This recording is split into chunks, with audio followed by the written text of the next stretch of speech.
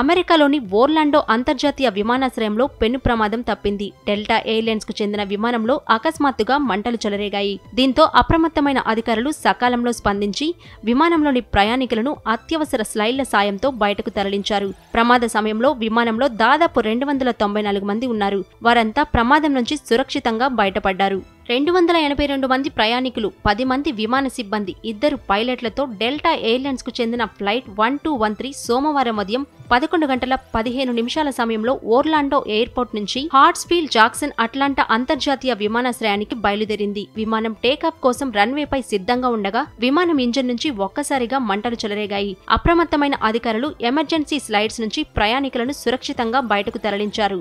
ఈ ప్రమాదంలో ఎవరికీ ఎలాంటి గాయాలు కాలేదు. ఇందుకు సంబంధించిన దృశ్యాలు ప్రస్తుతం వైరల్ అవుతున్నాయి. ఈ ఘటనపై స్పందించిన ఎయిర్లైన్ తమ ప్రయాణికులు తమకు ఎంతగానో సహకరించారని ప్రతి ఒక్కరిని అభినందిస్తున్నామని చెప్పారు. అంతేకాదు ప్రయాణికులకు ఎదురైన ఈ అనుభవానికి క్షమాపణలు కోరుతున్నామని ఎయిర్లైన్ తెలిపింది.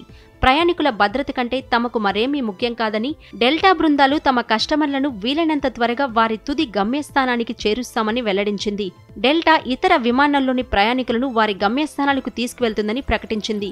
అయితే నిర్వహణ సిబ్బంది మంటల్లో చిక్కుకున్న విమానాన్ని పరిశీలిస్తున్నారు. ప్రమాదానికి గల కారణంపై దర్యాప్తు మొదలుపెట్టింది.